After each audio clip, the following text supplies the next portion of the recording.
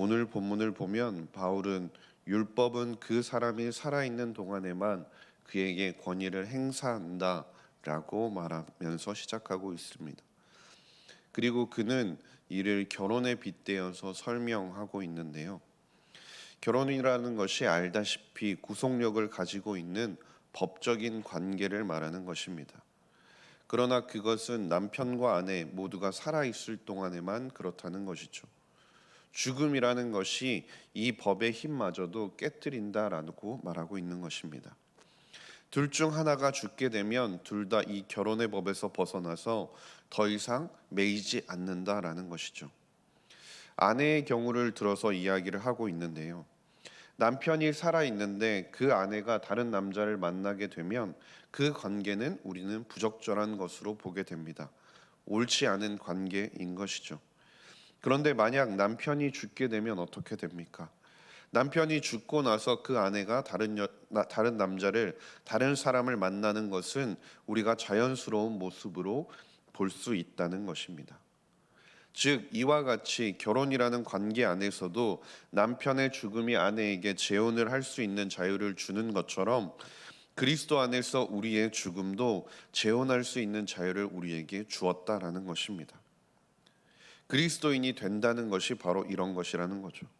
그것은 관계가 바뀌게 된다라는 것이고 충성의 대상 자체가 완전히 바뀌게 된다는 것을 말합니다. 쉽게 말하면 우리가 그리스도인이 된다라는 것은 예수님과 사랑에 빠져서 예수님과 결혼과 같은 관계를 맺게 된다라는 것을 말하는 것이죠. 그리고 당연히 그 관계가 변화하게 되면 그 관계 속에서 당연스럽게 따라오는 큰 변화를 우리가 마주하게 되는 것입니다. 저도 결혼 전에는 잘 몰랐던 것 같은데요. 그러나 결혼을 하게 되면 정말 삶의 모든 부분에서 영향을 받게 되는 것 같습니다. 내가 살아가는 삶, 내가 살아가는 그 삶의 일부분만을 내가 공유하고 싶은 부분만을 선택해서 공유하고 다른 부분은 그대로 두는 것이 아니라 모든 부분에서 변화가 일어나는 것이 바로 결혼 생활이라는 것이죠. 식습관 하나에서부터 잠자는 시간이나 잠자는 모습까지 모든 것에 다 변화가 일어나고 서로 영향을 주고받는 것이 바로 이 결혼이라는 관계인 것입니다. 그런데 그것과 마찬가지로 그리스도인이 되었다라는 것은 그것은 단순히 우리가 죽음으로써 율법 아래 있지 않게 되었다.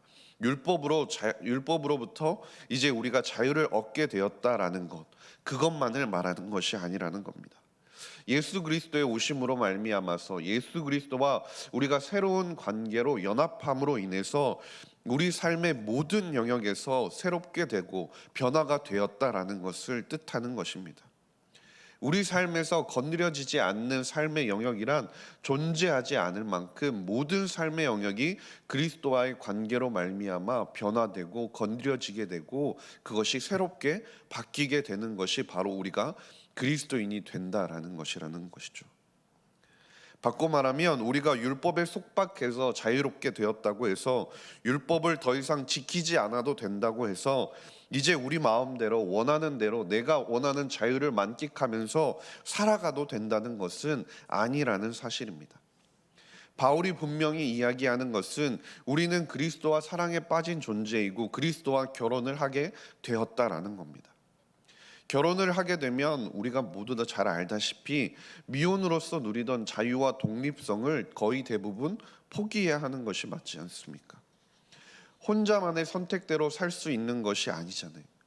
결혼했다면 그 관계에서 따라오는 당연한 의무가 있고 당연한 구속이 존재한다라는 것입니다. 그런데 다시 우리가 구속에서 벗어났음에도 불구하고 다시 다른 사람에게 구속되어졌기 때문에 그렇다면 그 관계 안에서 우리는 불편함만 느끼게 되는 것입니까? 부담스럽기만 한 상태인 건가요? 그게 아니라는 것이죠. 결혼이라는 관계를 통해서 우리는 혼자일 때는 경험해 보지 못했던 사랑과 친밀함, 용납과 안정감 등을 경험할 수 있게 된다라는 것이죠. 이러한 교감 덕분에 이러한 정신적인 안정감 덕분에 빼앗긴 듯 보이는 어쩌면 자유와 독립성이 그다지 생각나지 않게 된다라는 것입니다. 그 관계 가운데서 채워지는 그러한 충만함 덕분에 우리는 그 관계 가운데서 새로운 기쁨을 누릴 수 있게 되는 것이죠. 이것은 육체적 결혼뿐만을 말하는 것이 아니라 우리가 그리스도와 연합함으로 그 관계 가운데서 하나님과 연합함으로 말미암아서 누릴 수 있는 기쁨까지도 말하는 것입니다. 그리고 우리가 그 기쁨을 누리게 될 때 우리가 어떻게 반응합니까? 우리는 상대방에게 집중하게 되는 것이죠. 그리고 상대방을 통해서 내가 그 기쁨을 얻게 되고 안정감을 얻게 되고 감정적인 교류를 통해서 내 안에 채워짐을 경험하게 되면 나도 자연스럽게 상대방에게 기쁨이 되고자 한다라는 것입니다. 나로 인해서도 상대방이 채움을 받기 원하고 상대방도 그 감정적인 교류를 하기를 원하고 그것을 통해 상대방도 동일한 기쁨을 얻게 되기를 원하는 것이 당연한 결혼이라는 관계 가운데서 주어지는 것이죠. 이어지는 5절과 6절 말씀을 보시면 마찬가지입니다. 우리는 원래 율법과 결혼해서 옛 죄성의 지배를 받고 있었습니다. 그런 그 죄성은 결국 죽음에 이르는 열매를 맺도록 우리를 부채질하면서 끌고 갔었던 것인데 이제 우리는 그리스도 안에서 우리 자신이 죽음으로써 옛 결혼에서 놓이게 되었습니다. 우리는 이제 그리스도와 결혼하고 성령이 우리 안에 거하기 때문에 새로운 방식으로 이제 주를 섬기게 되어야 한다라는 것이죠. 그런데 그렇다고 해서요, 이렇게 새로운 방식으로 우리가 율법에서 놓였다고 해서 우리가 그리스도인이 되었다고 해서 그렇다면 하나님께서 주신 그 율법, 하나님께서 주신 그 도덕법을 완전히 무시하고 살아가도 된다는 것은 아닙니다. 왜냐하면 하나님께서 주신 그 도덕법을 바라보면 우리는 그 안에서 우리를 향한 하나님의 마음을 바라볼 수 있기 때문입니다.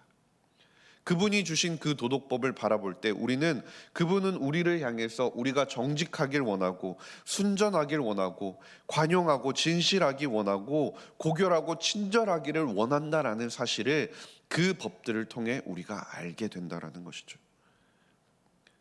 그렇기 때문에 우리가 이제 어떻게 바뀌게 되는 것이냐면 이제 우리는 구원을 이루기 위해서 우리가 하나님 앞에 나아가기 위한 도구로서 우리가 구원을 완성시키기 위한 도구로서 율법을 사용하는 것이 아니라는 것이죠.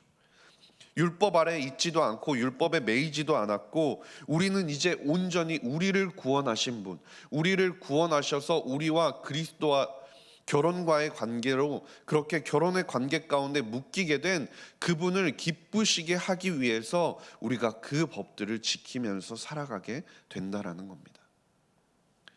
우리가 결혼을 했기 때문에 상대방을 기쁘게 하기 위한 원하는 것이 일반적인 반응인 것처럼 상대방을 웃게 하는 것으로 말미암아 또 다른 기쁨을 느끼는 것처럼 우리가 그리스도의 결혼 관계 가운데 그를 기쁘시게 하기 위해서 그 법을 지키면서 살아가는 것, 그것이 바로 그리스도인이라는 것입니다. 그것이 우리에게 주어진 율법의 가치라는 것이죠. 우리가 사랑하는 그분을 존귀하게 하는 길이 바로 그것을 지켜나가는 것이라는 겁니다. 이게 무슨 뜻이냐면 이제 우리는 그 법을 대하는 마음이 달라졌고 동기가 달라졌다라는 것을 뜻합니다. 새로운 관계 안에서 우리가 순종하고 남편을 사랑하는 동기에서 우리가 법을 지키고자 하는 것이지 그것을 통해 우리가 무언가를 이루기 위해서 하는 것이 아니므로 우리가 그것이 더 이상 우리에게 짐이 되지 않는다라는 것입니다. 바울은 오늘 본문을 통해서 우리에게 어쩌면 다시금 되묻고 있는 것 같습니다. 여전히 지금 이 순간에도 죄의 종처럼 우리가 율법에 매인 채 살아가고 있는 것은 아닌가? 당신은 지금 누구와 결혼한 관계에 있는 것인가? 그것을 깨달았다면 그렇다면 우리는 이제 어떻게 살아가야 할 것인가? 라고 지금 바울은 오늘 본문을 통해 그리고 결혼이라는 그 관계를 통해 우리가 그리스도와 어떤 관계인지를 다시 한 번 더 말씀하면서 우리가 어떻게 살아가야 하는지를 되새기게 하고 있다라는 것입니다.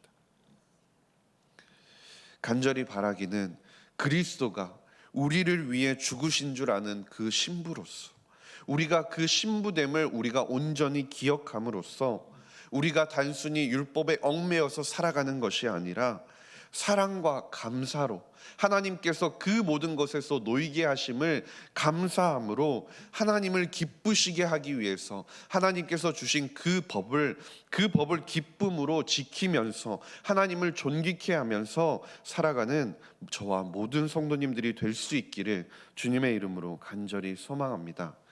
기도하겠습니다. 하나님 아버지, 감사합니다. 오늘도 우리를 예배의 자리로 불러주심에 감사드립니다.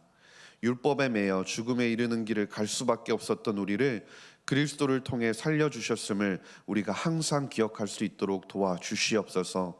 신랑 되신 예수 그리스도를 기억하게 하시고 우리가 누구인지, 우리가 누구의 신부인지 매일 되새기게 하여 주셔서 감사와 기쁨으로 주님을 섬기며 살아가는 저와 모든 성도님들이 되게 하여 주시옵소서. 감사드리며 모든 말씀 우리 구주 예수 그리스도의 이름으로 기도드렸습니다. 아멘.